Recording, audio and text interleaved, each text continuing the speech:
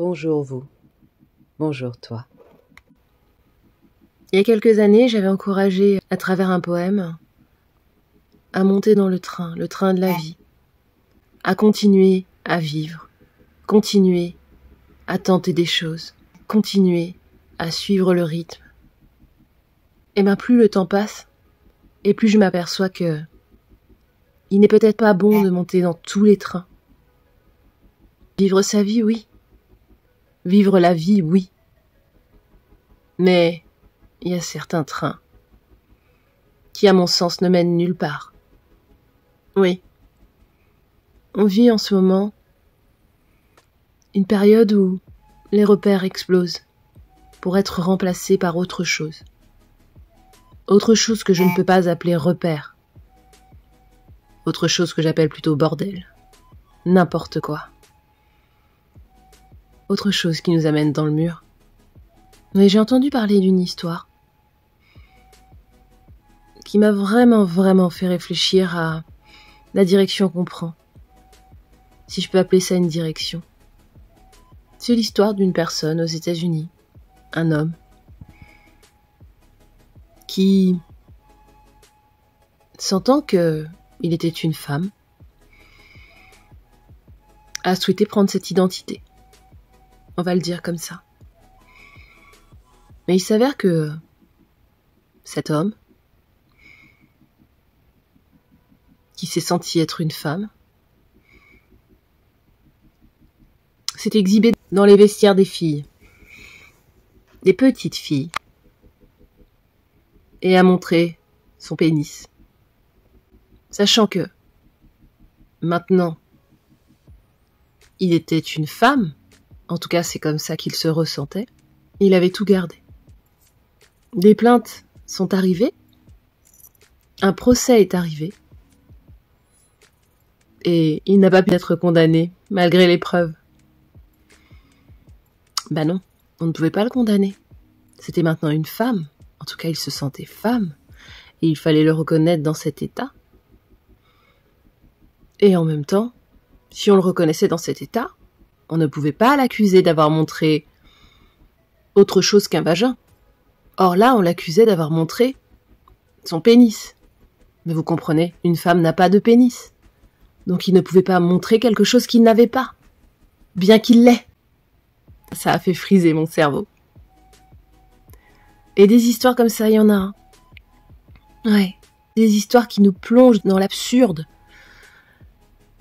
Je vous en raconte une autre.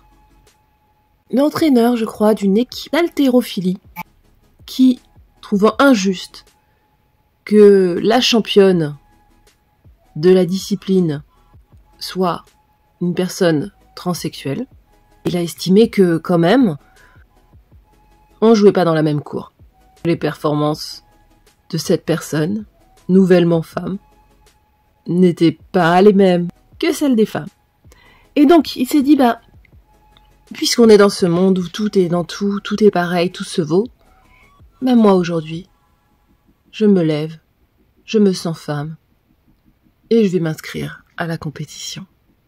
Et il y est allé avec tous ses muscles, toute sa barbe, tout son pénis, et se définissant comme femme. Vous savez quoi? Il a gagné. Oui. Il y a certaines cohérences. Hein. Ce que j'ai trouvé drôle, et qu'il a trouvé drôle aussi, à la fin, c'est que l'athlète trans s'est insurgé contre sa participation, estimant que c'était injuste qu'un homme participe. Voilà, c'est pour vous dire que il y a des trains dans lesquels il ne vaut mieux pas monter. Si l'on souhaite garder un petit peu d'intégrité psychique, psychologique, continuer à avoir 2-3 repères. Parce que ces gens sont fous. Je parle pas des personnes qui changent de sexe ou qui se sentent femmes, qui se sentent hommes. Non. Je parle de toutes ces personnes qui encouragent ce mouvement, qui l'ont pensé depuis des années et qui essaient de gré ou de force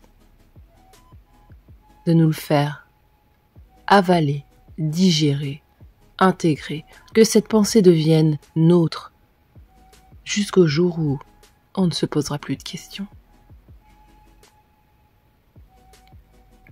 Eh bien moi je veux pas, je l'ai déjà dit et je continue à le dire, je ne veux pas avaler cette pensée, je ne veux pas la faire mienne, je ne veux pas la digérer et je ne veux pas, c'est encore plus fort, que mes enfants se posent cette question de est-ce que un homme et une femme c'est identique? Est-ce que un homme qui devient une femme est une femme? Eh bien non. Et ça, c'est un non franc et massif en fait. Ouais, franc et massif. Un homme a le droit de se sentir femme. Et je peux même encourager quelqu'un et lui dire, eh bien tu te sens femme. Vas-y, sens-toi femme. Mais ça va s'arrêter là. Jamais je lui dirai, mais tu es une femme. Oui, tu es une femme. Il n'y a pas de différence entre toi et moi. Il y a une différence. Oui. À la loterie du genre, comme on dit, ben moi j'ai tiré la carte femme, vagin, ovaire, sein, règle, don de la vie. J'ai tiré la carte aussi humeur de femme, regard de femme, sensibilité de femme. Et je suis pas en train de dire que toutes les femmes, on peut nous mettre exactement dans le même moule, non. Mais il y a quand même une communauté de pensées, d'émotions. Et c'est très bien comme ça. Comme il y a une communauté de pensées et d'émotions liées au genre masculin. Après, on trouvera toujours des exceptions, mais c'est comme ça la nature. La nature fait des exceptions pour confirmer la règle. Et c'est ça qui est beau. Elle n'a pas fait des clones, mais elle a marqué quand même certaines frontières entre les hommes et les femmes. La première étant que, jusqu'à preuve du contraire, j'ai bien dit jusqu'à preuve du contraire, un homme ne porte pas à la vie. Et quelque part, je veux qu'on reconnaisse ça. Ouais, je veux qu'on reconnaisse que j'ai porté la vie. Pas que toutes les femmes soient obligées de le faire. Mais regardez bien. Pour une femme, ne pas avoir d'enfant, c'est un choix. Qui, parfois, est un non-choix. Du fait d'une histoire, du fait de traumatisme. Parfois, on n'en veut pas, c'est tout. Mais ça reste exceptionnel. Oui, ça reste exceptionnel. Dans les pires guerres, les femmes ont des enfants. Parce qu'il y a en nous une force, quelque chose qui à un moment donné s'allume. Cette envie de sentir la vie en nous. De la faire surgir, de la faire jaillir. Derrière, les hommes ont envie d'avoir un enfant. Mais je ne connais pas d'homme qui a porté 9 mois la vie en lui, s'est laissé traverser par cet enfant, pour l'aider à venir au monde. Si vous en connaissez, un homme, né homme, présentez-le-moi. On pourra échanger. On verra cette exception exceptionnelle. Je saluerai la magie de la nature. Je resterai tout de même sur cette position qui dit que ce sont les femmes qui donnent la vie. La règle, c'est ça. Et parfois, oui parfois, c'est bien qu'il y ait des règles, des repères. Pas des repères qu'on s'invente parce que c'est une mode, parce que ça sert d'autres considérations, d'autres enjeux, qui à mon sens ne sont pas là pour nous élever, mais plutôt pour nous asservir. J'ai vraiment envie qu'on vive en paix tous ensemble. Et c'est plus qu'une envie, vous savez. C'est devenu ma raison d'être.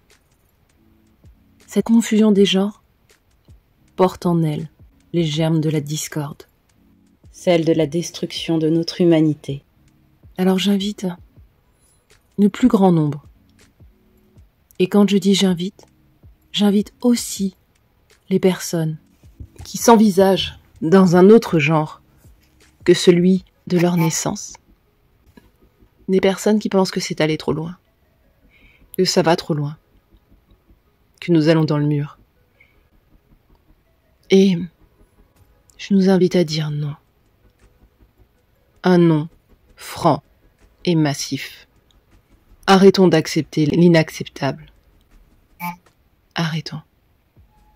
Disons ce qui nous paraît juste Dans l'amour, l'ouverture, la compréhension. Descendons de ce train. Elisabeth Ndala.